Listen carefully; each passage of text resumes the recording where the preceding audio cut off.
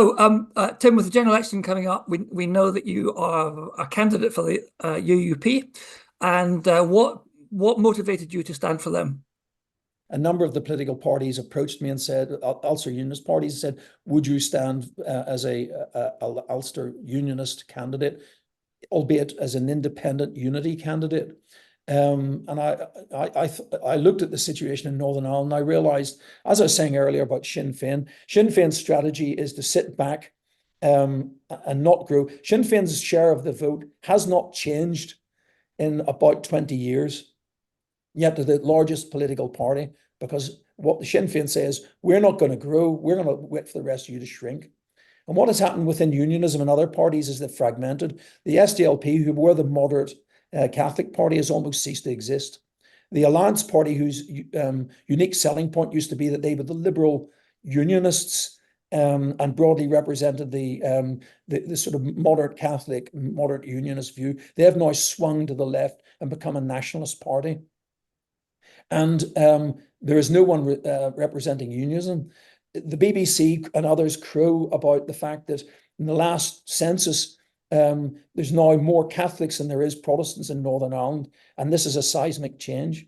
Again, sometimes you have to, because they're BBC and they're probably sniffing things they shouldn't, you have to explain it to them. If you looked at the overall population and you looked at the proportion of Catholics, it's barely changed. The proportion of Protestants has gone down significantly. But when you look at the proportion of people who describe themselves as nothing, it's grown. And if you add those together with the Protestants, you're back to square one. So very little's changed, except it's exciting to talk about if you're taking stuff out your nose. So the reality is that the big problem is in Northern Ireland is that only 41% of the population ever vote. And so they vote for the parties in the fragmented way, and they get the politics which hasn't moved since the peace agreement. Indeed, things are getting worse. Northern Ireland has never been more divided, and there's more dissident activity and more sectarianism than there's ever been since 1998. So it's time that somebody got involved in politics and started appealing to the 60% of people who don't vote and say, the moderate Protestants, the people who describe themselves as nothing at all, the new Northern Irish people and the moderate Catholics, and say, you got to get out and vote, outvote the lunatics, and let's have a stable part of the United Kingdom in an unstable world that we're sharing and contributing to the wealth of the United Kingdom and benefited from being part of probably the 9th largest economy in the world, as opposed to sitting at home and saying what will be will be. You can change this. You need to come out and vote. And those are the people I'm going to appeal to. Are you optimistic in your chances, Tim? I mean, obviously you wouldn't be doing it if you didn't think there was at least a hope of being elected. And I think many people like me would be very pleased if you were elected. But what are your chances realistically? It's hard to say, really. But Northern Ireland's like a big seance. And the middle classes and the wealth creators and the people who travel internationally and have watch other things in the local channels are simply not interested. It's a question of, can I get them engaged in politics? Secondly, a large number of those swung from the previous incumbent lady, Sylvia Herman, who was a unionist with small u. She had been an Ulster unionist, but then went independent. Much of her votes went behind Stephen Farry of the Alliance Party. The chap, he's the main opposition, really. He is able to do very effectively absolutely nothing. And North Down has the lowest GDP of any population in the whole of Northern Ireland, which is shameful in itself. That's explained to a certain degree that there's a lot of retired people there, but nevertheless, that's a fact. So he's presided over worse than mediocrity and has managed to do nothing and holds a seat. My hope is by doing something and providing some aspiration and the possibility of some jobs and more progress, I might tip the balance. Well, I mean, let's hope you do. I mean, I think that I can echo what you say about the wealth creators and the middle classes not being involved in politics, because exactly the same happens in Scotland. And the Scottish Parliament is full of knuckle draggers and people lacking in intellect.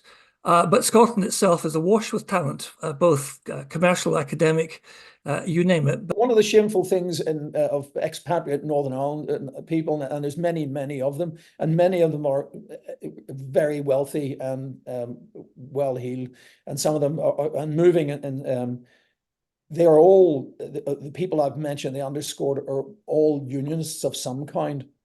The one thing they'll never admit in public is they're unionists, or even from Northern Ireland. They hang their heads in shame. And indeed, when I spoke to, I'll give you an example. I was at my nephew's wedding in Spain in 2022 when the local elections happened and Sinn Féin got a majority.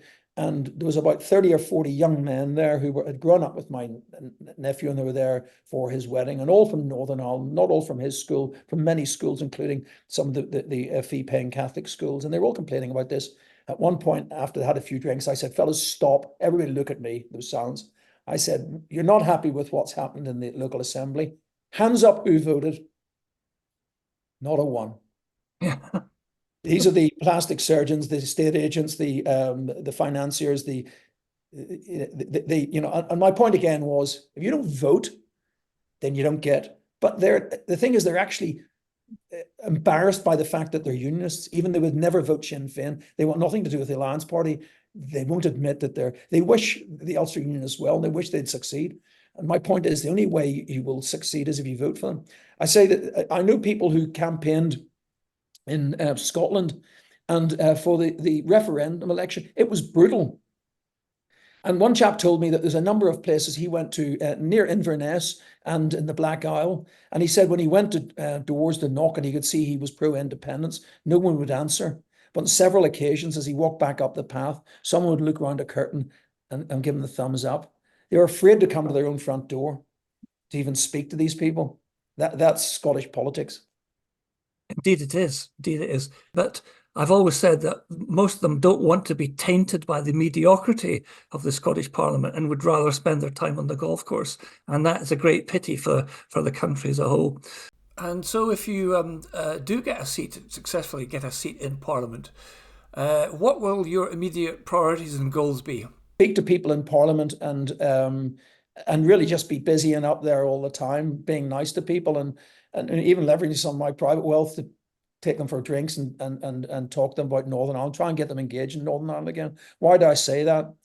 Just before I announced the day before I went across to Northern Ireland in January to announce my standing for election, Sir Geoffrey Donaldson, the former leader of the DUP, made an emotional statement in Parliament, which then led to the Assembly being restored. It was covered in every detail in the papers in Northern Ireland, and it was on Northern Ireland TV round the clock.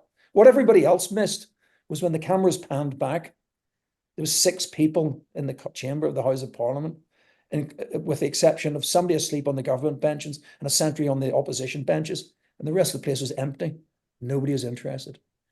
So the first thing is try and get people interested in Northern Ireland again and forge alliance, particularly with the Labour Party. The working class of Northern Ireland have much in common with them, more in common with them than they do with the working classes of the Republic of Ireland. We don't have there isn't an equivalent in the Republic of Ireland because it's a service economy. You don't have that the way the relationship we have with the working classes and even the middle classes in Northern Ireland. The second thing is I'd have to spend a lot of time in Brussels. Why Brussels? Brexit's happened, that's a fact. But Brexit is hurting Northern Ireland, the protocol. The fact of the matter is this has happened. The protocol is what it is. It's not going to change radically. But when you step back slightly from it, you have to look at what are the problems facing traders in Northern Ireland. It's the checks and the bureaucracy and the things that have been superimposed since Brexit in order to make life harder. The European Union has borders with 7 countries over thousands of kilometers, including Russia, Belarus, Turkey, and it has a 380-mile internal border in Northern Ireland on an island with a United Kingdom and an EU country, I say on an island. 80% of European checks are carried out in that 380-mile border. It's total hubris. So in the face of Russian aggression and a threat to all our futures, I would go and talk to European politicians and those of influence and say, let's bury the hatchet. Just wise up. The checks that you're doing within Ireland, that cow in the field over that could come from anywhere. That could have any disease in the world. And you say, no, sorry, that's still Northern Ireland. No, sorry, that one over there, that could have. It's a nonsense. The fact is, you can't walk your dog across the border. Nobody can even see the border. The nonsense that gets talked about, and that's what I'd want to go to Europeans and say, let's bury the hatchet. Let's come and visit Northern Ireland. Let's go and see it. The things that you're suggesting aren't practical, they aren't sensible. It's complete hubris. We got it. You've punished us. Let's move on. Now, don't forget to keep updated at www.defencereview.uk and subscribe to the next podcast, wherever you get yours, and join us for the next explosive episode with Colonel Tim Collins and me, Lieutenant Colonel Stuart Crawford.